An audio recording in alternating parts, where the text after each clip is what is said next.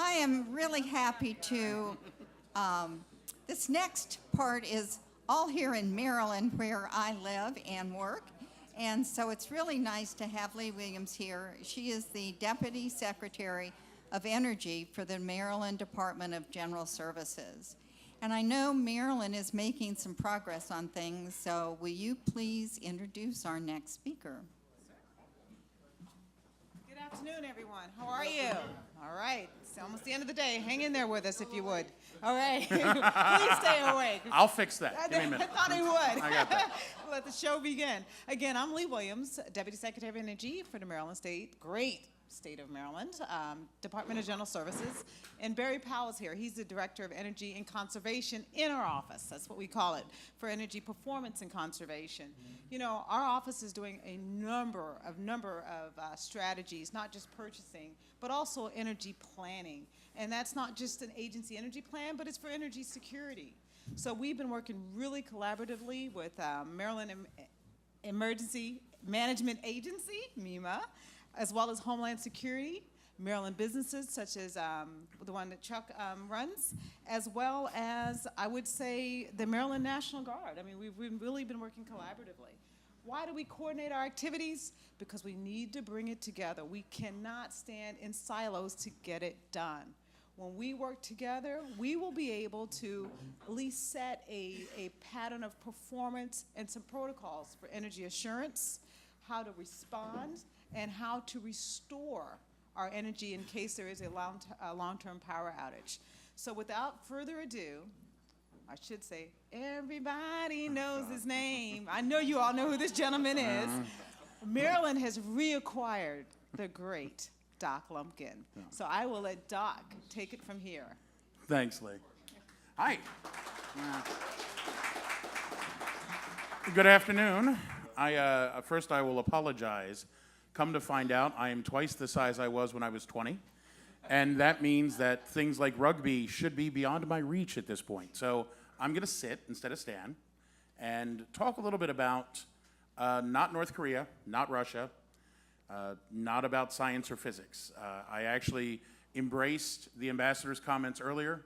As an international affairs major and a lawyer, I have been very fascinated, but what I'm certain is very accurate science and at least 10 years above my head. So I really appreciate what's been going on today, and to try to sort of piece together my job in the next few minutes is to give a little bit of context about the so what.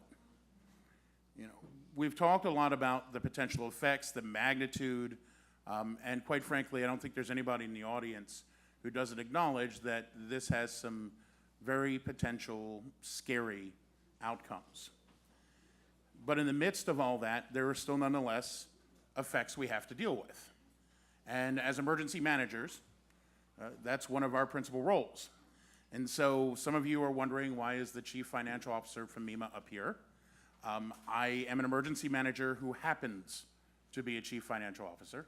I've been an emergency manager for a little over 20 years now. As Leigh mentioned, I was traded for a player to be named later back to Maryland.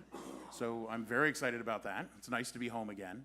After 13 years with FEMA, it was nice to see Bill Murtaugh and a lot of other folks today that I used to work with on a pretty routine basis. And so a lot lately we've been talking about this need to think bigger. Now I have to tell you, putting up a map of the E1 effects that covers the United States and a chunk of Canada might be a little bit too big for most of my counterparts, including myself. That is a lot to take in. And it's a lot to take in the environment and the context in which we have to work. And that is an environment that is one with socioeconomic disparities. That's an environment where we increasingly, potentially, have youth who don't have job outlets and have a lot of extra energy. It's an environment where a lot of people have access to technology, but the quality of that technology and the quality of that data is increasingly different. And that it's an environment in which better resilience can be bought. And that's not a bad thing. But I'll give you a perfect example.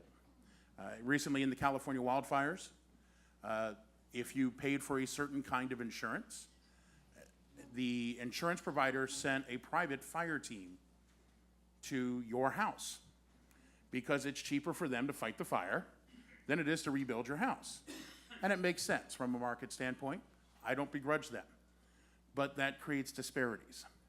So if we deal with those disparities in a microcosm now, and then I add to that a large-scale power outage, then my role is very clear, and the role of my colleagues. I will say my role, but I am just an emissary of the state and local emergency manager, all right? And that is, to be honest, by and large, for me, it doesn't matter why the power is out. It could be an EMP. It could be a coronal mass ejection. It could be an IND attack all on its own that has the EMP component. It could be a cyber attack. All I know, and I love the gentleman's quote earlier, I think it should be on t-shirts before the weekend's over, some physics happens, right? And then it's dark, and now I have a problem. And so from our perspective, it's that notion of I'm dealing with a localized, a regionalized, or a wide-scale power outage, and what does that mean for me? We were talking a lot today about the states and territories, including Puerto Rico, and the challenges there.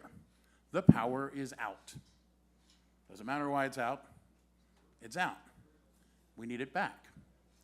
One of the roles that we need to better engage on as an emergency management community with all of you is understanding what it means to restore power, but also develop our understanding and communicate to industry, to federal government, to other partners, the sequence by which we bring things back online, right? It's not enough just to bring the grid back, but we have to prioritize. And it's easy to sit here and say, oh, we're gonna prioritize fuel first. Okay, but to what end? Which kind of fuel? Where? Where do we need the fuel? How are we going to get generators there that are using the fuel? And so on. And I think that's one of the biggest challenges we face. You don't hear a lot of my colleagues and I talk about EMP because if you think of the bell curve of the things we face, an EMP is, at this point, somewhere near the 6-mile wide asteroid. It's gonna really suck. And I look at everything I have to deal with,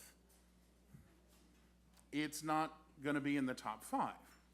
On the other hand, you come to me and say, wide-scale power outage, now I'm going, okay, wait a minute, now that could happen.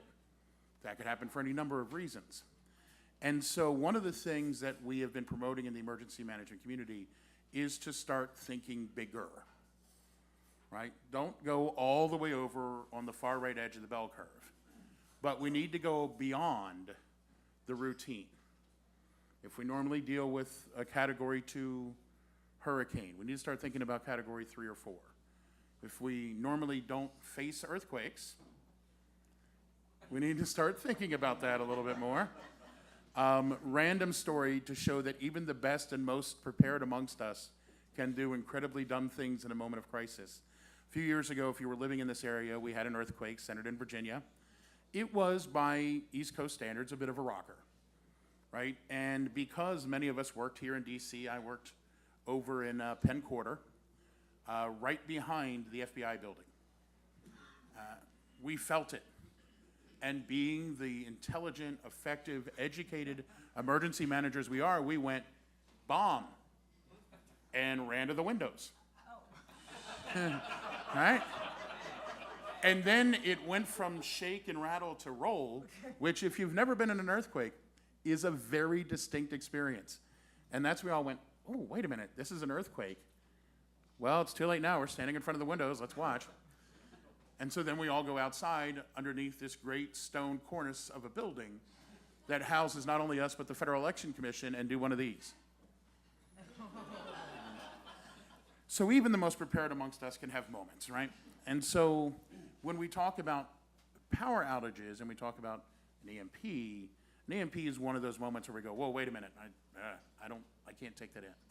The power outage I can look at, I'll go, okay, think big, don't think a city block. Think a regional outage. the point of that and the point of thinking big like that is because there is, in fact, a debate. It's an academic debate, but there's a debate in the emergency management community, and it comes down to two basic approaches. Do you plan for the likely and scale up, or do you start planning for the worst, most probable, and be able to scale down? Now, I'm in the latter category.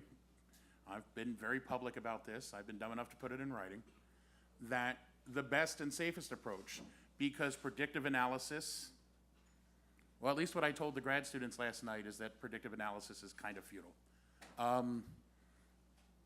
for long term. So I don't know what's coming. But I know if I plan for these bigger things and can scale down, then I'm developing capability. And a few years ago, the federal government consciously made a shift in its doctrine that was for national doctrine, not just the feds, but states, locals, tribes, territories, to switch to this capabilities-based approach. Modular. Think of a drone or a B-52, right? Give me a B-52 as a platform or a drone as a platform, I can do anything, right? Give me a good ATV, I can make it ruggedized, I can put weapons on it, I can put loudspeakers on it and have the best beach party ever, right? So if I can build my state and local planning to have the set of capabilities that I'm going to need, regardless of the threat or hazard, and then add on that module that says, I have a power outage. I may not know the cause of it. And fortunately for me, there are people whose job it is to go find that, and I love the explanation earlier, that malevolent aspect, and resolve it. That's not my job. My job is to work with industry and federal government to get the power back on and get people fed and water and the support they need. But I can build off of those capabilities and focus on the power outage and bring people together, because for them a power outage is tangible. Everybody's been in one. It's been a lot smaller than we would face, but they have a reference point. And so this approach, this movement towards thinking bigger, this capabilities-based approach, is the core of where we're heading, not only as an agency, but where we're heading as a discipline. To be able to take these pieces and parts and go, okay, now you've come to me and said, space weather, high altitude detonation, what have you, the grid is down. And by the way, for me, I really enjoyed listening to the ideas and thoughts and concepts on resilience. And I took a few notes. I'm getting ready to build a new building, and I wrote down a few things that I want to consider for our capital project. But I also wrote down in my notes, this is going to happen anyway. Because for all of our efforts, as an emergency manager, I have to assume that prevention's going to fail. So if I've got to take this on, and I can take this focus and bring people to the table, then I can gauge industry and go, let's talk about prioritization. I can take all the wonderful data and the work from Swarm and others and go, this is going to shape my priorities. This tells me how many days, weeks, or hours. And remember again that environment.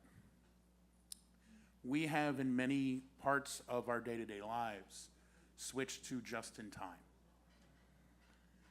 I live in Baltimore City. It's got its challenges. I grew up in Baltimore City. You catch me in a bad mood, it'll be very clear that I grew up in Baltimore City.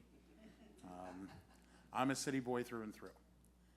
But I can also tell you that because of our challenges over the years, there hasn't been a lot of big major chain supermarkets in the cities, right? And it's not just us, it's other cities.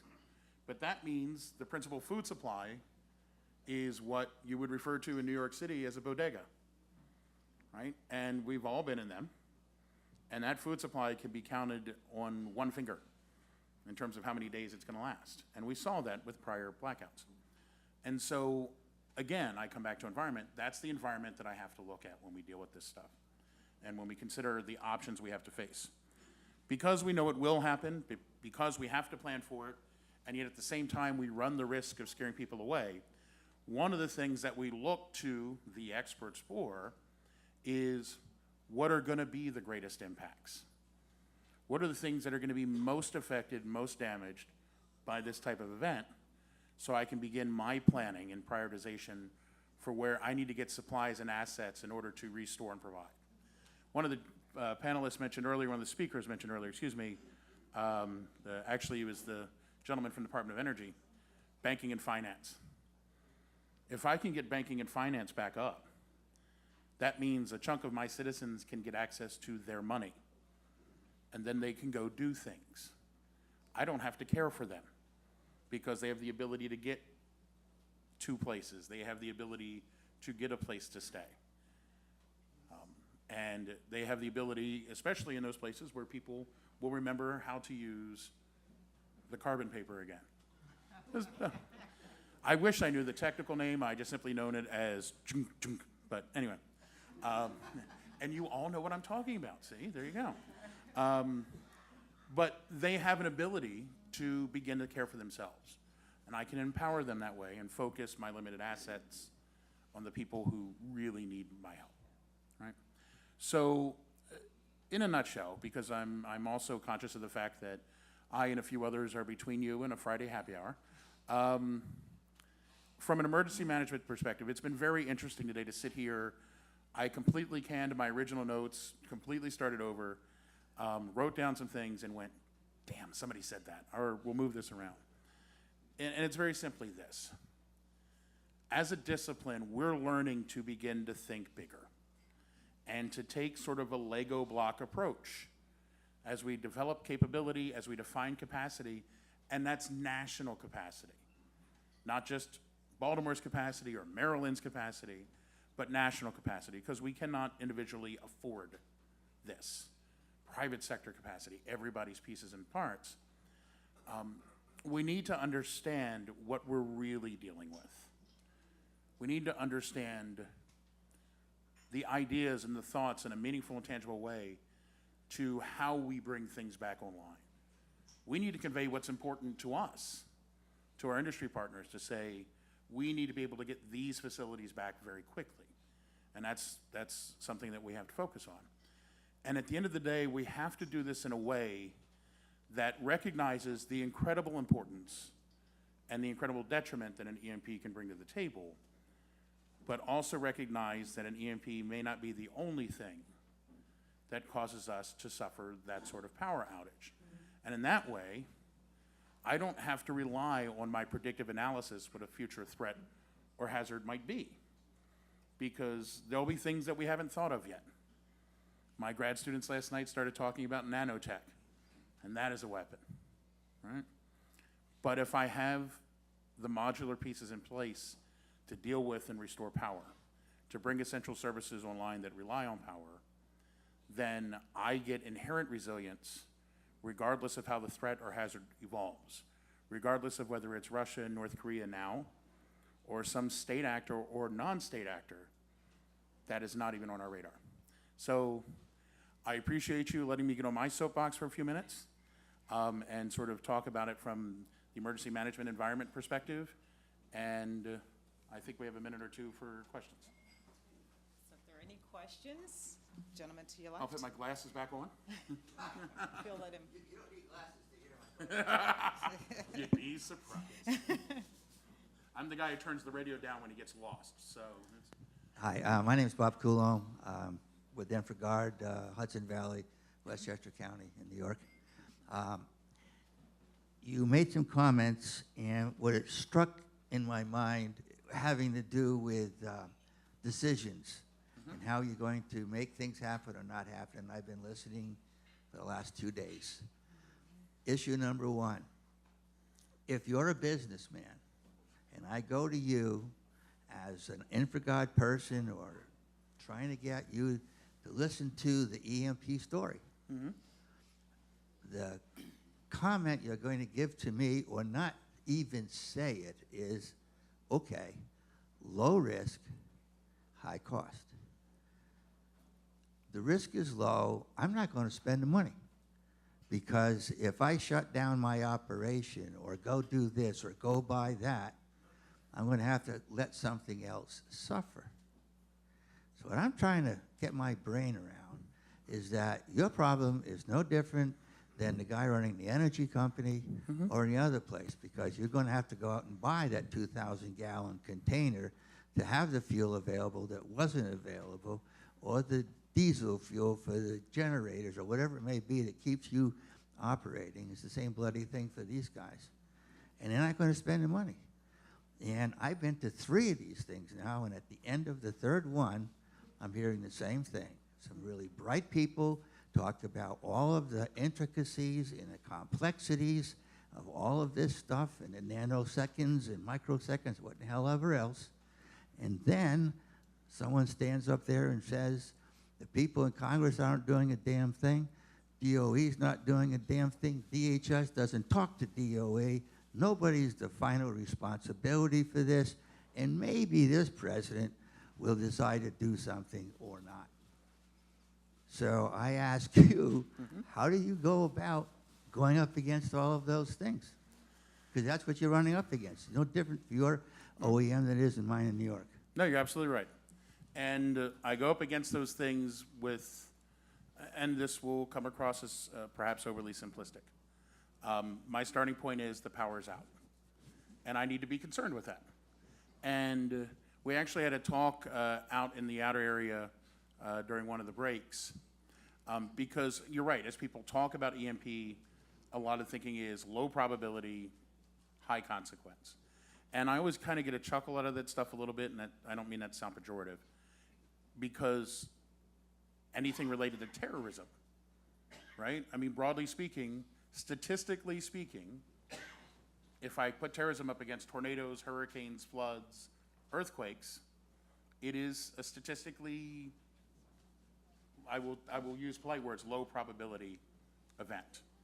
But I do it because of the consequences and because the capabilities that I'm building to deal with that attack will also let me deal with the hurricanes, the floods, the tornadoes. And in fact, many years ago, FEMA in particular is very bound by the Homeland Security Act of 2002. So people always say, why don't they reconfigure the Homeland Security funding to be all threats, all hazards? And it's because the legislation is very specific about what it can be used for. And so FEMA worked with Congress and said, okay, until you guys update the authorization language, we're gonna say that the capability that you're building has to have a nexus with terrorism.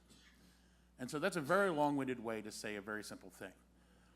The conversation, using EMP as a conversation starter is, in my opinion, a very risky roll of the dice.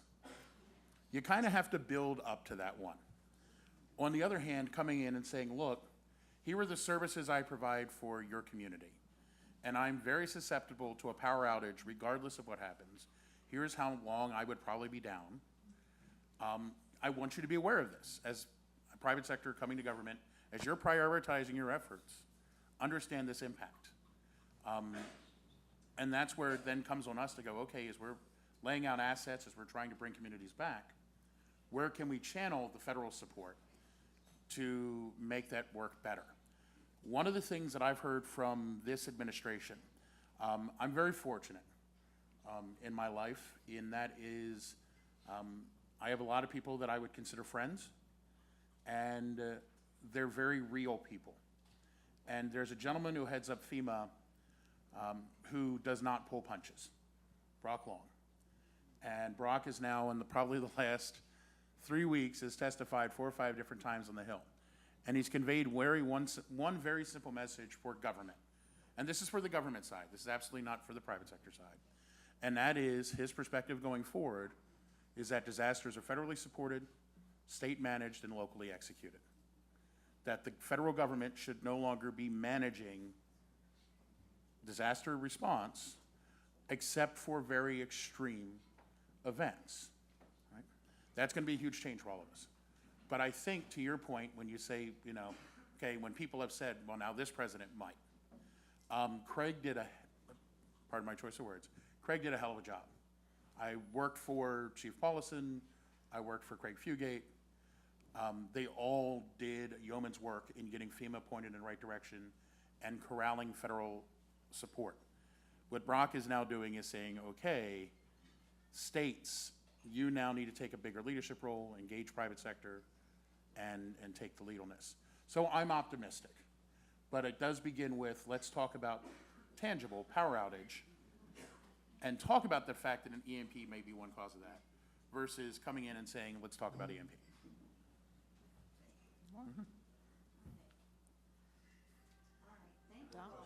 Thank you ever Thank so you all much. very much. I appreciate Thank it. you. Good question.